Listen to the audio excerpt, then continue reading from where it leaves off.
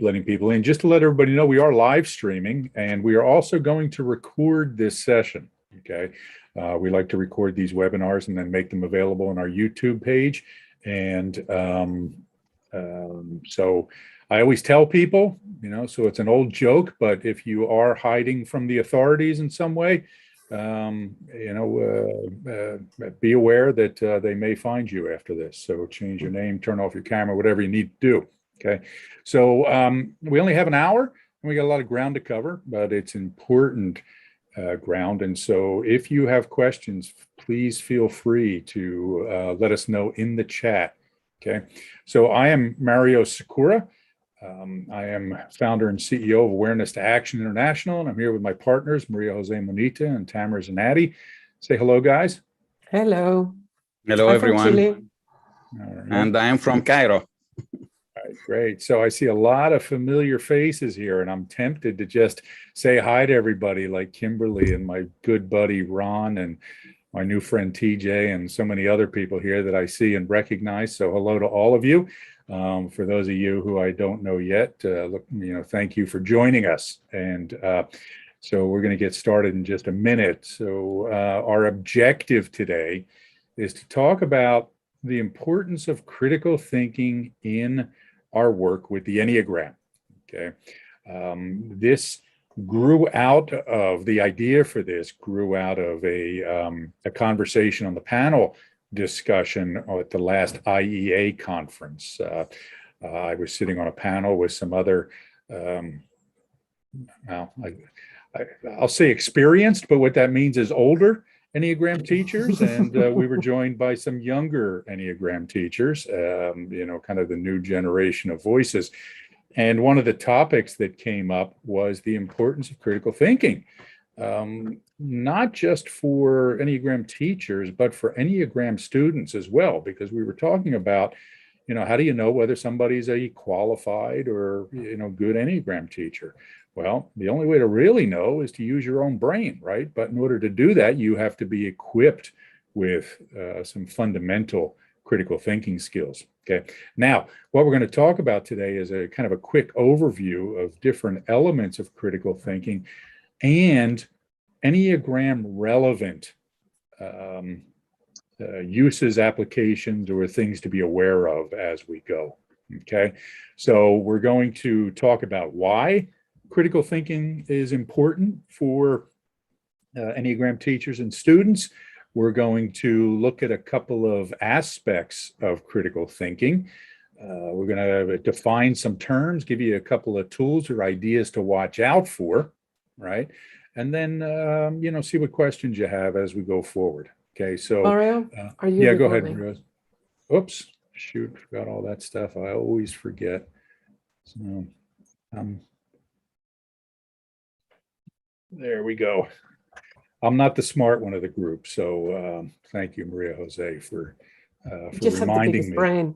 The biggest head, so it's got to be filled with something. So, all right. So let's move on here. So, Maria Jose, why don't you? Well, let me say this first of all. Okay, for me, critical thinking has always been really, really, really important. Just from a general perspective, but particularly because I do a lot of work in organizations, and particularly when you're using something like the Enneagram in organizations, you have to, you can't rely on some of the same assumptions, some of the same approaches that you might be in less rigorous environments, right? So, critical thinking has always been important for me when it comes to the Enneagram, and I've always incorporated it in the coaching work that I do and the Enneagram work that I do. So, Maria Jose, first, I'm going to ask you, if you would, to talk a little bit about why you think this material is so important. Sure. So in my case, I wasn't familiar until, 10 years ago with critical thinking, and it really enhanced my self-awareness and complemented the work with the Enneagram in a way that I really can't think of the Enneagram without it. And now I've seen that with my corporate clients, it is something that I need to present them with at the beginning. It's just as we do in our trainings. So I think that it is a layer of human nature that has an impact on everything we do, and not understanding these things limits our ability to see ourselves more clearly. So I think that it's just too important, and I end up bringing it up really often because it applies to many of the things that we're doing with clients and with ourselves. Tamer. Yeah, thank you. Tamer, let's hear from you, please. Yeah, for me, actually, when I started to learn the different critical thinking tools, it was at that time I was an executive in a telecom operator. And it was really amazing for me how it explained lots of decisions that has been taken in the organization that did not bring the outcome that we were planning for. And some of them were a complete failure, although we gave these decisions all the resources to make it success. So I started to see that the different cognitive biases were playing in our decisions, whether on the individual level or on the group level. And when I started to use critical thinking in the organization, I found very good results when it comes to business. And then when I got introduced to the Enneagram, I found actually at that point of time, I found that critical thinking is very important for all aspects of life, not only in business, but even in my personal life. It was very important while taking decisions of investment, whether in a new car, a new house, taking an offer for a job, or whatever, understanding certain dynamics that happens. And lately, I found it very important during the COVID development, starting from the very beginning, that none of us were really understanding what is COVID, how is this developing, what impacts it's going to have on our way of working, and what decisions do we need to take as a response for that. So I found it very important in all aspects of life. And in the Enneagram, it's very important since Enneagram is a very important tool for creating awareness. And without critical thinking tools, I think we would be telling ourselves stories that most of them are not really true and would be an obstacle toward awareness. Great. Thanks, Tamer. So I'm going to say one thing before we kind of get into the formalities here. One of the reasons we're teaching this is because I'll say there's an implied assumption. And so I'm going to make it unimplied right here. The Enneagram world suffers in a lot of ways from a lack of critical thinking, okay? One of the reasons we think it's so important is that, one of the challenges of the Enneagram is that there is a low barrier to entry to being an Enneagram teacher, right? You can read a few books, you can go to a workshop, you can channel, entities from the ether and declare yourself an Enneagram teacher and start teaching. And, so very often things that are being taught are not particularly rigorous in some of the claims and assumptions that are being made. Okay. And this creates a perilous set of circumstances for students because the Enneagram, like most psycho-spiritual traditions, attract people who are, shall we say, very open-minded, seekers after truth. And one of the dilemmas of seeking after truth is that the more mystical and, off to the edge that it is, the more attractive it can be for some people. Okay.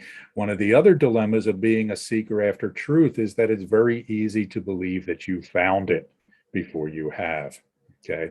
So in order to be an effective seeker after truth, in order to be a savvy consumer of Enneagram content and a responsible teacher of the Enneagram, you should understand how the mind works in ways that undermines critical thinking, how it can affect you, and how it can affect your students. All right. So that in a Just to be nutshell is fair, Yeah, go ahead. I think the Enneagram community falls victim of it, but we all do. I mean, it's something that is Absolutely. present everywhere in politics, in decision making, in everything. It's just Absolutely. amazing and or frightening. You're absolutely right. I'm sorry. Go ahead, Maria Jose. No, go ahead.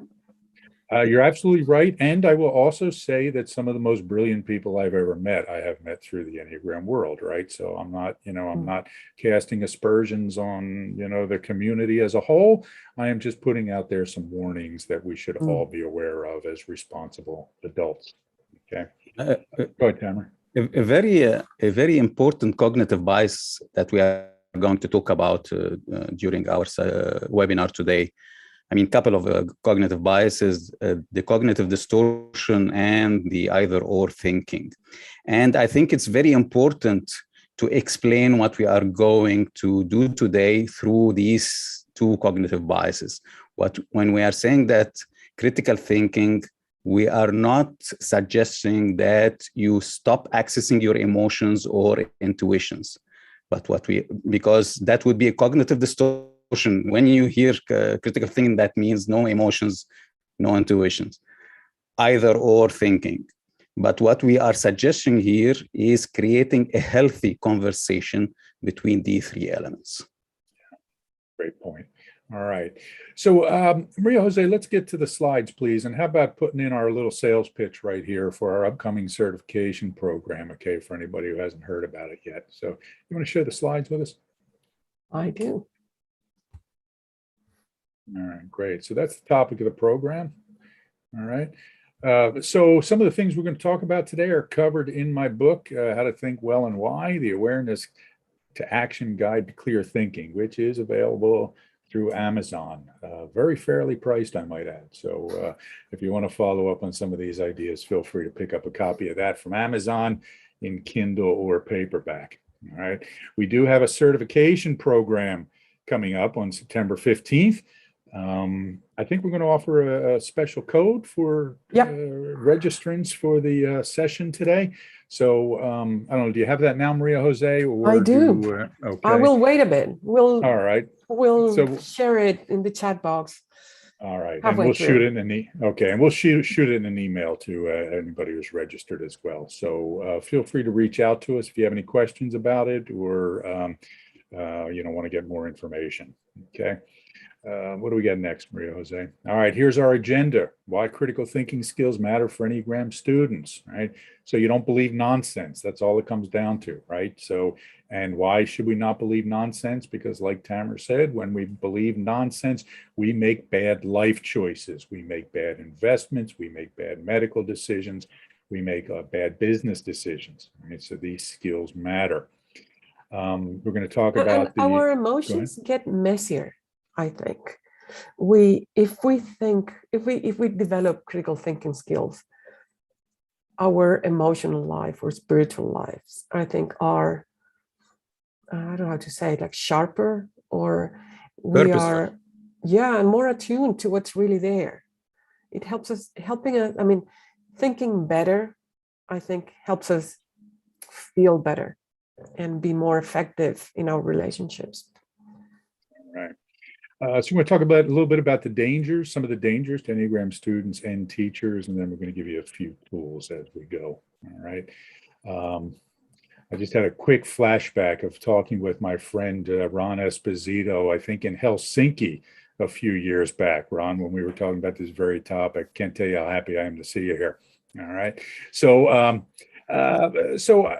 with these sessions, I love this quote from Richard Feynman, right? So those of you who don't know who Richard Feynman was, you should find out about him. One of the great scientific minds of the past, 100 years or so, a theoretical physicist.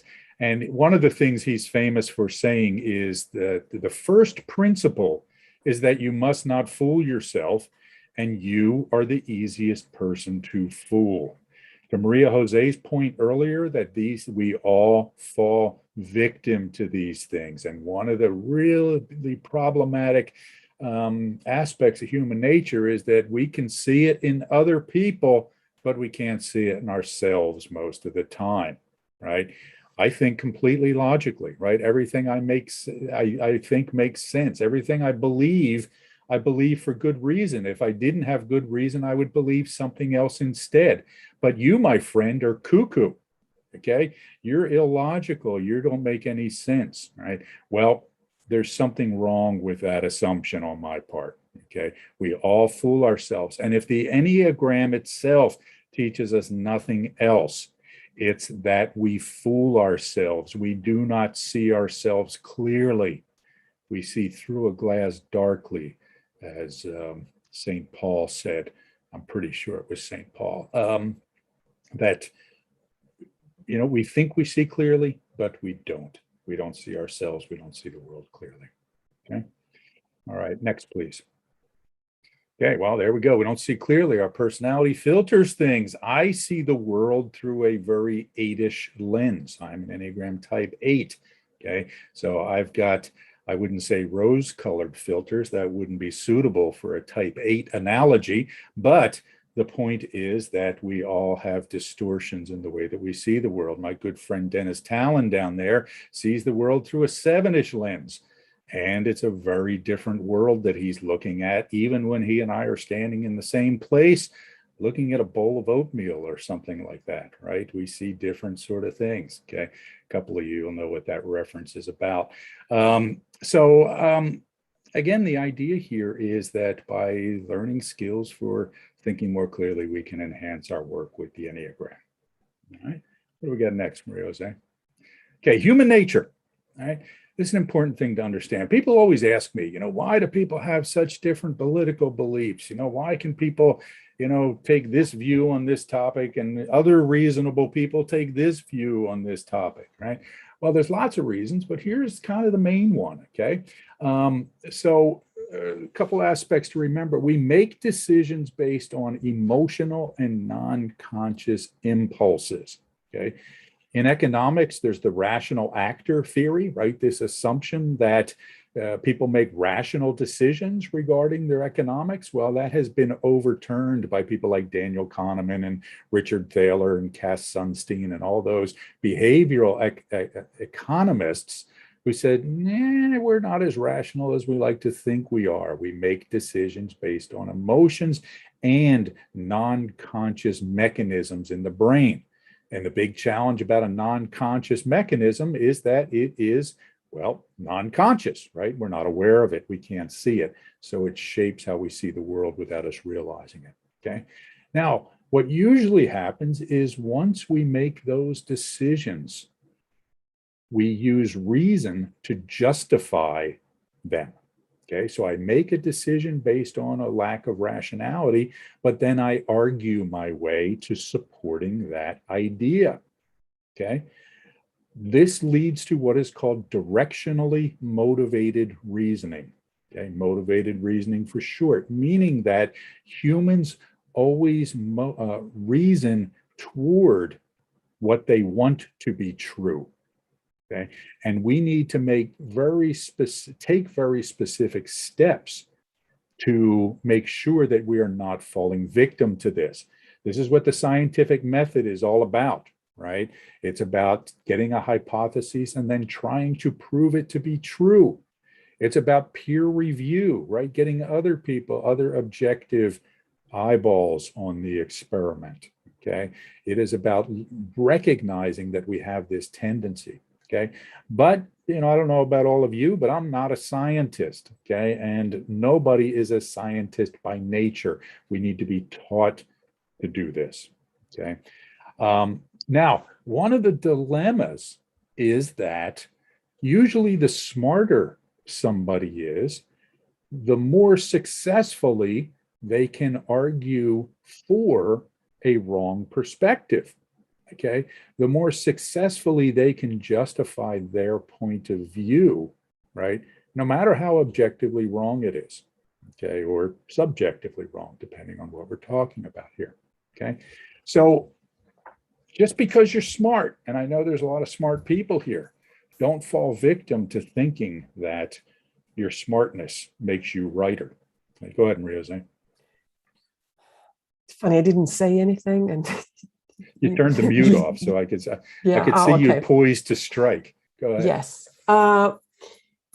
So if we link this to the Enneagram, not just to intelligence or how intelligent we are, I'm a type 1, and I used to think that I was really logical, that all my decisions were logical, and that I knew why I was doing things, and I was really good at finding out why I was doing things. Learning about these things made me see how I do so many things that I don't know why I'm doing them.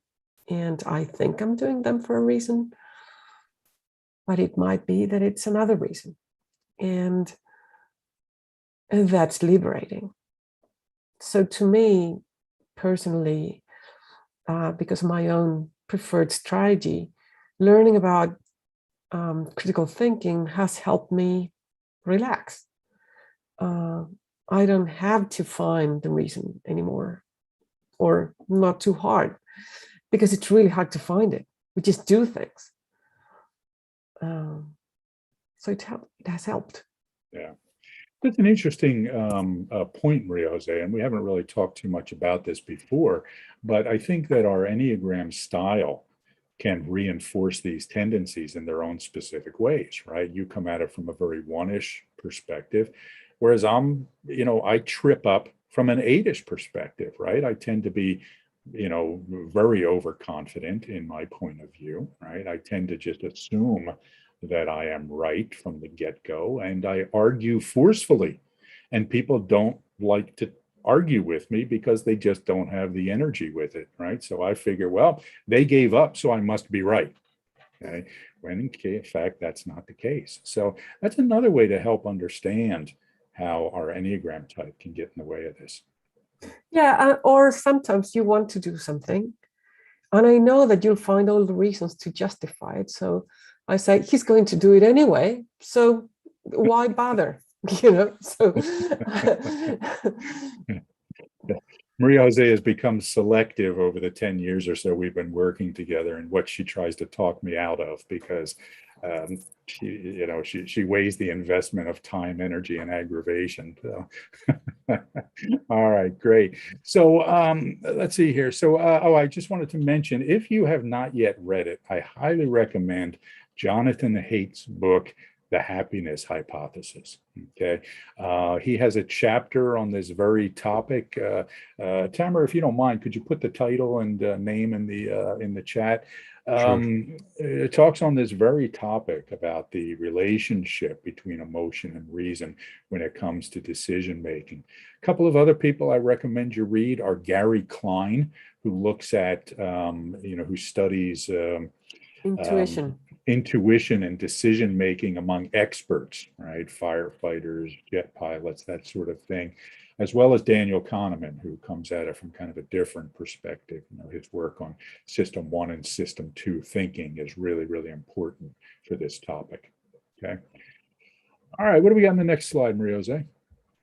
All right, question. So this is a question for you folks. Okay, you can put something in the chat if you are so moved. What do you see as some of the potential dangers to Enneagram students and teachers when it comes to the lack of critical thinking?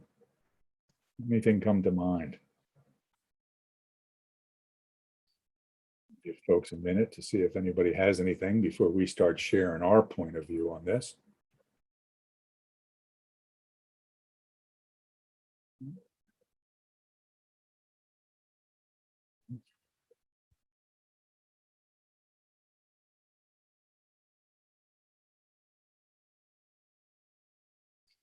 I see some folks typing, so let's see. Rationalizing behavior based on strategy. Absolutely, Lee. Yeah. Using the Tiffany, thank you. I love that one. Using the Enneagram to explain everything. My goodness, do I see this all the time, right? People saying, well, I like Cheetos because I'm a 7, and 7s love Cheetos because they're so darn exciting, and who wouldn't love Cheetos, and blah, blah, blah, right? Well, no, the Enneagram does not explain everything. Okay? One can see personality faults way more easier. Let's see here. Off my corner. Than looking to themselves. Yes, absolutely. Encouraging closed group thinking and fostering a guru cult environment. Yes, Christine, this is really an important thing that we have to watch out for. Again, not just the Enneagram world, but we're going to talk about logical fallacies later, right? So one of the logical fallacies we always look out for is appeals to authority. Well, the guru says this, so it must be true, okay? Or we transfer knowledge. So-and-so's a brilliant Enneagram teacher, so I'm going to look to them for medical or health advice as well, or I'm going to look to them for financial advice, okay? So, yeah, we have to be careful about that. All right, great. All right, good. So yeah, we'll move on, and if anything else comes up there. Stereotyping, yeah. Oh man, Laura Donna, you really got it. We jumped to stereotypes. We're going to touch on that in a moment when we talk about some of these cognitive biases, but that's a good one. All right. All right. So let's move on, Maria Jose. Okay. Real quick, here's how the brain works. Okay, it loves to function on autopilot. It gets tired really, really easily, which is why we're tired at the end of a day of Zoom meetings, because we have to think and pay attention all day, right? So it looks to save energy by functioning on autopilot. Every so often we experience some anxiety because we've been functioning on autopilot and we encounter something that we're not familiar with or that feels threatening to us. So what do? We create a story to make it go away, right? We tell ourselves, oh, well, that's because, Claudio's a 1, right? Or because Petra's a 5 or something like that. And we justify it. Or we might be lost on our way to work or not really aware of where we are when we're driving, because you're driving without paying attention. And then all of a sudden you realize I have no idea where I am or how I got here. So we look for road signs to tell us where we are. Why? So we can go back to functioning on autopilot. Okay? Ways. Or ways, yeah, absolutely. This is true. We're gonna have to get rid of that analogy soon because nobody actually drives without assistance anymore. So, all right. But then what happens, like we said, is that we defend that story. Now, this triangle here comes from the inner triangle of the Enneagram. Okay, that's what the inner triangle, the Enneagram represents. Points 9, 6, and 3. Okay, the tendency to sleep to ourselves, right? Go to sleep to ourselves in an autopilot. The anxiety we feel when the world is different than we expect it to be is at point 6. And then the creation of stories and narratives is at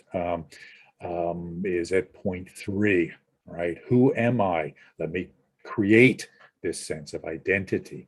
And then we become stuck. We become fixated in that sense of identity. Okay. So the Enneagram even represents some of these dangers and talks about how this happens from a psychological perspective. Okay. Now, it could be seen that autopilot is a bad thing, but it's a really good thing. It helps us save energy and not have to think about single thing that we do. And creating stories is a good thing as well, as long as they are useful stories or adaptive, help us see the world as it is or as close to it as possible. So it's just that with the Enneagram, we understand what those stories are and why we're stuck with certain stories and we're not being effective because of that. Yeah. I want to comment on Ganesh's comment here because Ganesh, if you were standing near me, I might just reach out and hug you for writing this. Seeing the Enneagram as some sort of crystallized static knowledge. Absolutely right. It is not. Okay. There's this tendency to get really caught up in the mystical aspects of the Enneagram. And by that, I say the mystical roots of the Enneagram, right? That, it came from the Sufis, so it must be really cool. Got news for you. It didn't come from the Sufis. Claudio Naranjo made that up. It's a bunch of BS. He did it in order to sell, right? One of the best ways to sell something is to say somebody important said it. Okay. And Naranjo is on video saying this on YouTube. You can look it up, right? It's a video called The Origins of the Enneagram with Claudio Naranjo. There are people who say this is the Enneagram and this is the only Enneagram. Listen, folks, this is just a bunch of stuff that people made up and that we keep wrestling with and evolving and growing, which is even more why critical thinking is important, because when somebody makes an innovation, somebody makes a change of some sort, we have to ask ourselves, is this change worth considering? Is this change worth adopting, right? I just want to clarify that the fact that it's made up doesn't mean that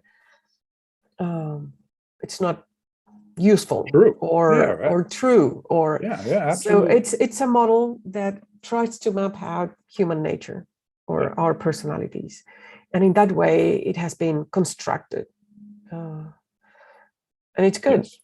It's a good construction, and there's some things that are not that good in terms of how well they describe human nature or certain personalities, and we need to keep refining it. Yes, absolutely. Absolutely. So something Ron said here, believing my opinions. Absolutely, Ron. It's fine to believe your opinions, and it's fine to have beliefs as long as we recognize that they are just that. Okay. It's when we start to believe that our opinions are facts or that facts are just opinions that we really run into trouble. Okay. So I firmly believe that A Love Supreme is the best album ever made. And I don't understand why anybody can't be smart enough to understand that, right? But, in my better moments, I will admit that that's only my opinion and that it's not a fact, okay? This is not one of my better moments, so it is a fact, folks, okay? Listen to it if you haven't, and if you want to argue with me, well, you got problems I can't solve for you. All right, so let's move on, Maria Jose. All right, why don't you talk about this, Maria Jose? Sure. I love it.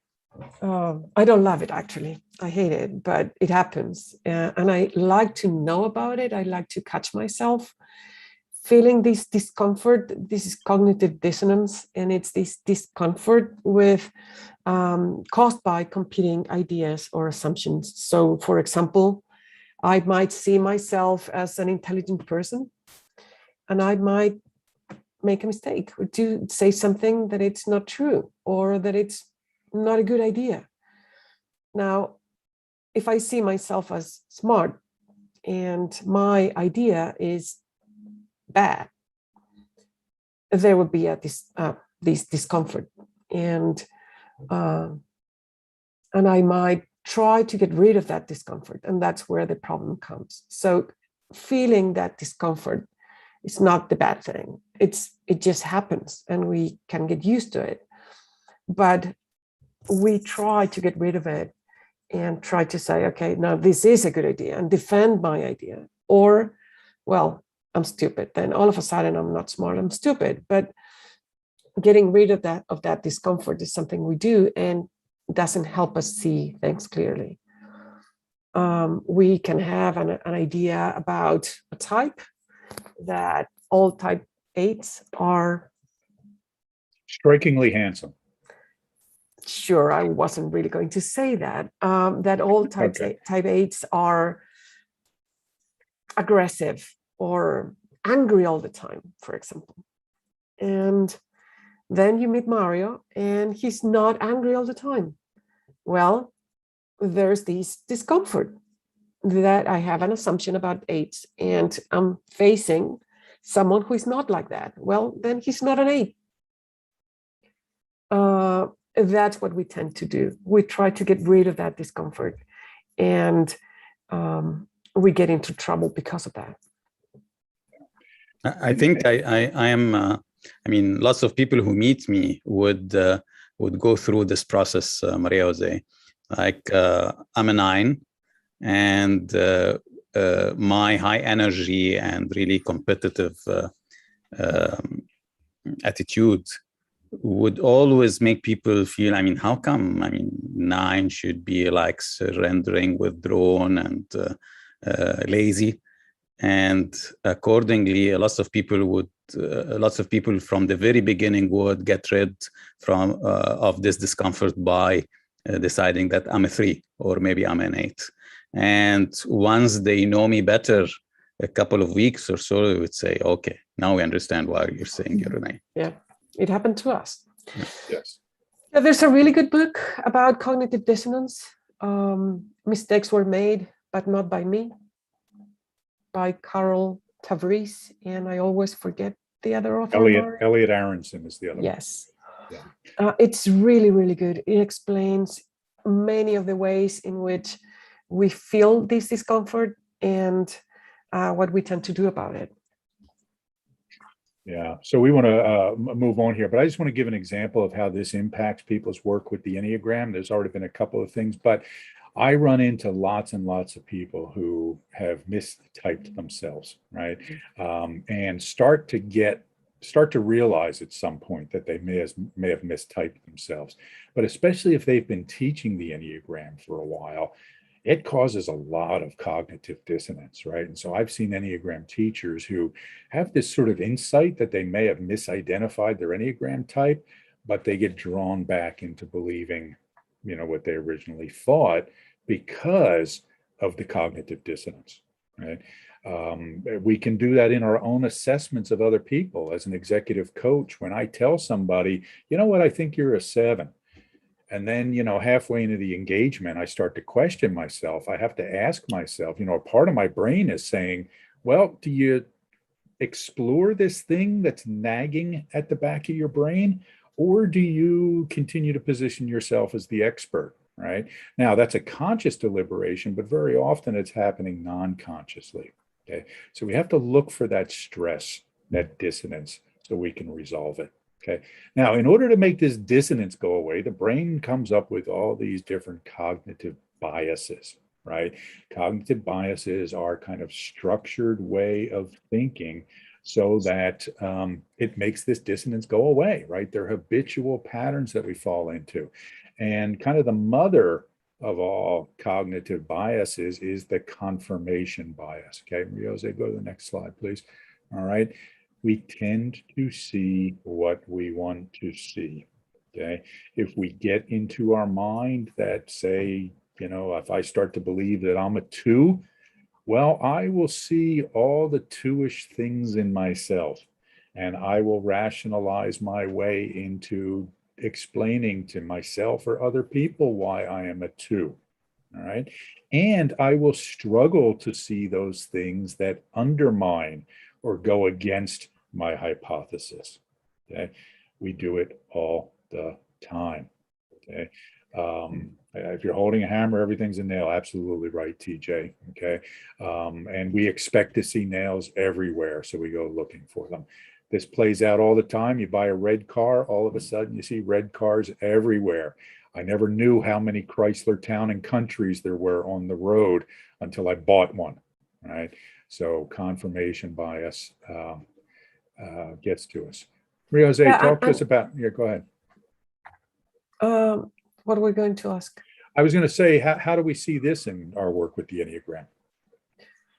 Well, we see it all the time. A big part of what we're doing with the Enneagram is assessing type or assessing, the personality structure, and not only of ourselves, but of other people. And we create hypotheses, or we have ideas of what type a person might be.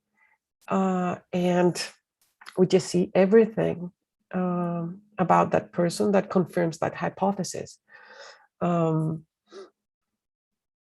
As a coach, I have to say that it is so tempting to just,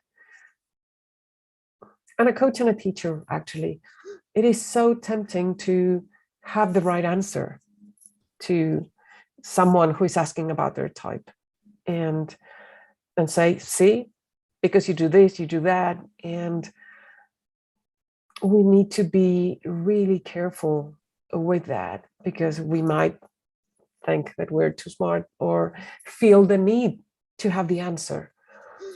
So one of the things that we encourage people to do is, when they're assessing someone's type, is to think about 2 or 3 alternatives, because that allows them to think about other options and de-bias themselves.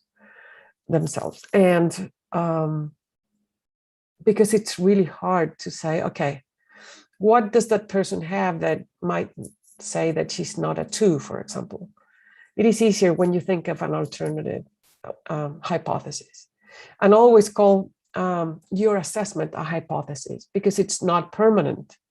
It is something that you're trying to disprove instead of trying to prove.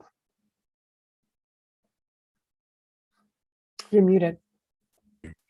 That's a really, really important point right there, okay? Referring to our assessment of someone as a provisional hypothesis, okay? Again, in science, the idea is to try to disprove a hypothesis, not to try and prove it to be true, right? We try to falsify it. So when, as Maria Jose said, whenever we're coaching people, we say, well, you know, here's my provisional hypothesis about you. But as new data comes along, as I get to know you better, I may see something else. And if I see other things, I will change my mind. Okay. That's what a responsible teacher does. Okay. I used to, you know, when I was first started doing this, I used to take real pride in getting people's Enneagram types right away, right? Assessing them, saying, oh, you're a 4 without a doubt, or you're a 7. Well, that's the sign of an inexperienced and immature Enneagram teacher, right? Take your time and be happy to prove yourself wrong, because you've learned something every time you prove yourself wrong. Yeah, and Ganesh here says, it's tempting to type because it offers an easy template to understand others, a kind of quick fix. And it is. We need these stories. This is stories about other people. The thing is not believing they're true too quickly, and being open to changing your mind about it. And it's tempting also. I mean, it's natural to do it, but it is tempting to try to be right when you're a teacher, because you may feel that it gives you authority, that people expect you to know. And that's tricky. All right, let's go on and talk about some other cognitive biases before we move on. So there's a few others that are important here. So there's what's called the anchoring bias, and this is a tendency to rely too heavily on the first piece of information that comes along. Okay, so if I'm talking to Tamer and, you know, I see him, I don't know, you know, talk about being successful, right? What pops into my mind? Successful. Threes talk about being successful all the time. He must be a 3, right? So we get that idea. Or Tamer starts off our conversation by saying, hi, my name's Tamer and I'm an Enneagram type 3, right? Or he has a t-shirt with his number on it, or a coffee mug or something like that, a bracelet, whatever it is. And so it gets anchored in my mind that Tamer's a type 3, and I can't see the things that go against that assumption. Okay? Yeah, I'll just share a quick example. We had in one of our programs somebody who said that she was a type 1. And throughout the program, she talked about being a 1. Now, we did a typing interview, and it looked like she wasn't a 1, but a 7. But when people had to assess her type, most of them could only see type 1. Yeah. When a new group who had not experienced her saying that she was a type 1 watched that same video, that same recording of the typing interview, almost nobody saw 1. They all saw 7, or most of them, 7 or 9. Yeah, that's a great example, right? So she had spent the whole session with the whole training talking about how she was a 1 and nobody could see past it. Great. Yeah. The next one is what we call the automation bias. This is people's tendency to believe data from mechanized ways, right? So why is this relevant? Well, all the time people take an Enneagram test and they say, well, you know, geez, I always thought I was a 5, but I took this test and it said I'm a 7. So I guess I'm a 7. Right? No matter how many times you tell people Enneagram tests are not completely reliable, the best of them are only about 70% accurate, people still have a tendency to abandon their own self-perception, the knowledge that, you know, the people close to them have, and jump to what the test says. So be very careful about this, particularly when you're teaching the Enneagram. Go ahead, Tanner. And that impacts actually the way that we use these tests. We use tests at Awareness to Action, but we don't use them to decide on the type as much as we use them as a conversation opener through the process of the assessment. So why do you think this happens? So why did you answer this way? What do you observe in yourself? So we don't take them as a result. I mean, this is a fact as much as we use them as a conversation openers. Yeah, good. So absolutely, any assessment is just a data point, okay? Next is the availability heuristic, examples I have. So my wife is an Enneagram type 7. When I meet 7s who are not my wife or not like my wife, I start to think, well, that can't be a 7 because my wife doesn't do that, or my wife does this and that person doesn't do it, right? Well, the availability heuristic is the tendency to latch on to the most kind of useful piece of information or something that springs to mind quickly to use to assess things. Okay. Next, we have the bandwagon effect, right? Well, so many people believe this, it must be true.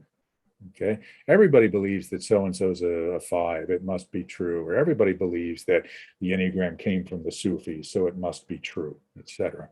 Okay. Clustering illusion is the tendency to see random clustering in small samples as a pattern reflecting a larger trend. Type descriptions are part of this. I remember years ago being at an Enneagram conference, and a guy walks up to me and starts talking to me about my book, a book I had written or co-authored. And a few minutes into the conversation, he asks me to read an article that he wrote. And he said, well, look, I know that 8s don't read, but the article's not that long. And I'm thinking to myself, okay, well, you know, I wrote a book. One would assume that at least I read sometimes, right? But this guy was using the example of his wife and a couple of other 8s that he knew. And because he knew 3 8s that didn't read, he assumed no 8s read, right? We see patterns all the time that don't really exist because we cluster based on small samples. Go ahead, Maria-Jose. No, I thought you were going to share what you did with the article. Yeah, well, as soon as he walked away, I threw it in the trash. But yeah, you know, so 8s may read, but they're not going to read something that an idiot handed them, right? Is kind of what it comes down to. So no, that's not a nice thing to say. He was a very nice guy.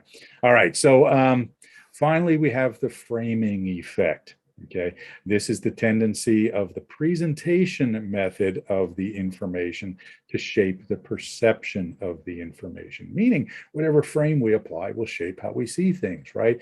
If we think about, say, tri-type, we will, interpret things through the tri-type lens. If we think about subtypes, we'll interpret behavior through the subtype lens. We'll think about it through the wing lens, if that's how we think. If we think about the Enneagram as different centers, that's how we will see things, okay? If we think 7s are like this, that's how we will describe 7s. Now, one of the ways I think this is relevant, okay? One of the ways I think this is really important is we have to be careful about using panels of discussions. This is not a criticism of the panel approach. I think they're really useful. But one of the things that happens is we tend to go to an Enneagram training and we say, well, 7s do this and 7s do that and 7s are like this and 7s are like that. Now, who thinks they're a 7? Right? Okay, come up here on the stage and we're going to ask you questions about what it's like to be a 7. And what do? Basically repeat back what they were just told that 7s do, right? And we've all been at these situations where we're looking for, listening to panels of people talking, and we're thinking, that guy up there saying he's a 7, but boy, oh boy, I am not seeing it. Okay. And what he's saying is not resonating with what I know to be 7s. Okay. So again, this is not anything against panels. We just have to be very careful about how conversations are framed. Yeah. A lot of parroting on those things. You're absolutely right, Ron. All right. All right, so the next thing we want to talk about briefly are logical fallacies. Now, again, with both the cognitive biases and logical fallacies, you can find all sorts of resources for these on the internet, okay? You don't have to just buy my book that lists a lot of these things, although, again, you're welcome to do that. I recommend a website called yourlogicalfallacyis.com, and he's created these critical thinking cards that are really cool, right? You can kind of get them out. I use them to torture my children on testing them on logical fallacies and cognitive biases, right? By the way, we both have kids that are young, and that's what, to me, it's one of the most important things to teach them, that they should learn, more than information that they can find anywhere. But understanding how to discriminate, it's really, really important. Yeah. Just to give you how much I agree with that comment, my kids do not know their Enneagram types, but they do know how to define epistemology. Okay. So it's, critical thinking is one of the most important things that you can share with people. All right. So here's a couple of relevant. So the code to register with a 10% discount for the certification program is ATA92, and that's a code to register. I'll share the link, or maybe Tamer, you can share the link to register for the certification program. Sure. Thank you. All right. So appeal to antiquity or custom, it's always been done this way, or the Sufis used to teach this, or, these people or those people from antiquity believed this and taught it this way. So it must be true because it is old. All right. Well, I'm sorry, the Greeks didn't believe that the brain had any function to it. They believed that we thought with the organ in our chests, the heart, right? Just because it's an old idea doesn't mean it's a good one. Okay. George Washington, our nation's first president, died because of the practice of bleeding people who were sick, right? It's an old practice. I don't recommend it. Okay. There's lots of things that are old, lots of things that are traditions that, may not be the best things to do. All right. Appeal to authority. Well, Claudio Naranjo said it, so it must be true. Okay, Oscar Ichazo said it must be true. Maria Jose Mojita said it, so it must be true. Yeah, I had to beat somebody to it, Tamara, so I put it on Maria Jose, all right? We have this tendency to believe that just because somebody important says something, it must be true. This is not the case. Now, word of advice as a parent, be careful about teaching this one to your kids, okay? And I had to make sure to them there's a distinction between using this in terms of logic and rules around the house, okay? So there are certain things that are true. All right, so let's see, appeal to popularity. Again, everybody believes it, so it must be true. I mean, what could be the harm if everybody's doing it? And finally, the psychologist fallacy. This is an important one for work with the Enneagram and sums up some of the dangers of all this stuff.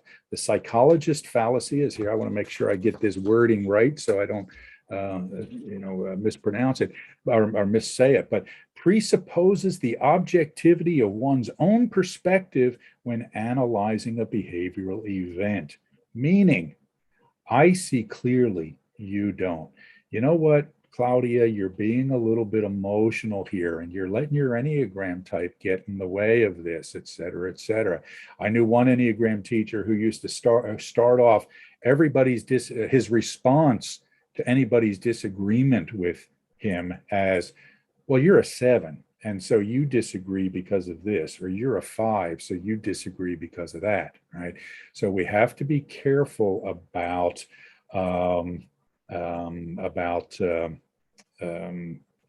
falling into that trap. Okay, I got distracted by Jim's question, which is a really great one there, Jim, and I want to touch on that. Okay, so the thing about what we're talking about here are actually what are called informal logical fallacies, meaning that just because an authority says it doesn't mean it's not true, right? We just shouldn't assume that it is true. Okay, now when it comes to expertise, what we have to do is calibrate that in the trust that we place in them. Okay. In fact, that's a nice segue to the next slide I want to talk about here. Okay. We're about getting to the end here. Okay. So some useful tools, skepticism. And that's where this comes in here, Jim, right? Skepticism is not an automatic dismissal of any point of view that I don't agree with. That would be considered cynicism. Skepticism is putting weight or weighing the evidence before making a decision. Now, if somebody is, say, oh, I don't know, an expert in, biochemistry and epidemiology, if they have something to say to me about viruses, I'm going to pay a lot more attention to them than I would, say, I don't know, my Uber driver who, didn't go to college, or maybe did go to college, but he was a philosophy major. Okay. So, we have to use that as part of our decision making, Jim, right? What is this person's expertise in this area? Okay. If you want to talk to somebody about the Enneagram, I'd encourage you to listen to a little bit more to me, for example, than to, I don't know, say my son who doesn't know anything about the Enneagram. Okay. But that doesn't mean that what I'm saying is correct. All right. So now in certain areas, Jim, to follow up on this point, okay, good decision making means, you know what, I'm going to trust the consensus of the experts. Okay. I don't know anything about fixing cars. Okay. When I take my car to the garage, I kind of have to say, you know what, I could argue with this mechanic about what the issue is. But at some point, I just have to say, you know what, this guy's the expert. I'm going to trust, but also, if it doesn't get fixed right or something like that, I'm not going to just assume that he automatically knew what he did. Okay, so it's all about weighing expertise. I hope that helps, Jim. All right. Okay, so skepticism is really, really, really important, and we should weigh this about any claim that anybody makes about the Enneagram or their experience with it or their claims about it. Okay. If I tell you that, I learned the Enneagram directly from Metatron, well, you better ask for some evidence on that. Okay. Doesn't mean I didn't. Okay. But don't put a whole lot of faith in that belief unless there's evidence. Now, if I told you that I learned about the Enneagram from, Russ Hudson and Don Riso, you shouldn't just automatically assume I'm telling the truth, but you shouldn't have that much reason to question me on it. Okay. So it's all about the nature of the claim and the degree of evidence we look for. Number two, one of my favorite tools of all time is Occam's razor. Okay. Simply asking the question, is there a simpler explanation? Now, Occam did not say that the simplest explanation is always the right one. Okay. What Occam was saying is that we shouldn't add variables unnecessarily. Okay, Kimberly, it was great to see you there. Let's see. So consider, before complicating things, is there an easier way to understand this? For example, at Awareness to Action, we only focus on the strategies and the instinctual biases. We don't teach wings, we don't teach subtype or tri-type, that sort of thing, because we think you can explain the dynamics within type in easier ways than other people might try to do that. Okay. Not that we don't think there's no value in teaching those things. Some people find great value in it, but we like to keep it simple. Okay. So embrace Occam's razor. And finally, we've talked about this a bit already, falsification. If somebody makes a fact claim to you, okay, try to falsify it. Try to find out it's true. Ask yourself the question, how do I know this to be true? And we ask ourselves, is this claim falsifiable? Okay. If somebody's telling you, again, the Enneagram came from Martians. Okay. Well, I don't know. There's kind of falsifiability to that to some extent, right? Or at least we can force the person to provide evidence for that claim, and then we can try to falsify that evidence, which would be pretty easy to do, I think. All right. So go ahead, Maria Jose. Yeah, that I once asked someone how they were making sure that their students, it wasn't Enneagram students, but at university, were developing critical thinking skills. And they said, we're giving them more time to think. And it's embarrassing actually, but I think that a really simple tool is understanding our biases, because if we don't know about them, we cannot see them properly. So reading these things that we have shared, these resources, and knowing about the different biases and logical fallacies can help us see them in action and not fall victim to them. All right, so I think we're going to wrap up here because we are about out of time. I just want to make one final comment here. Okay, I have been working with the Enneagram for 27 years now. Okay, I've been using it professionally for 24 years. I love the Enneagram. I think there is no more valuable tool for understanding human nature than the Enneagram.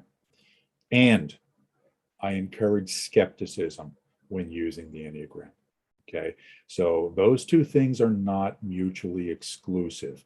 We have to be skeptical, and we have to be willing to admit when we realize we were wrong and have learned something new about it. Okay, so if you take away nothing other than that from today, please let that be the message. Okay, use the Enneagram for what it's worth. Go ahead. No, that if you have questions that we won't have time to answer now, send us an email at info@awareness2action.com. And if you want the PDF of the slides, also send us an email and we'll send it to you. Yeah. Again, one more quick pitch for the certification program we have coming up. It starts on the 15th. If you have any questions about it, let us know. So on behalf of the team here, thank you everybody for joining us today. Hope you got something out of it. Reach out to us, look for our upcoming webinars. We're going to try and do about one a month for the next year. We've got some interesting topics lined up. So we'll be happy to see you and stay in touch, everybody. All right. So long. Bye-bye.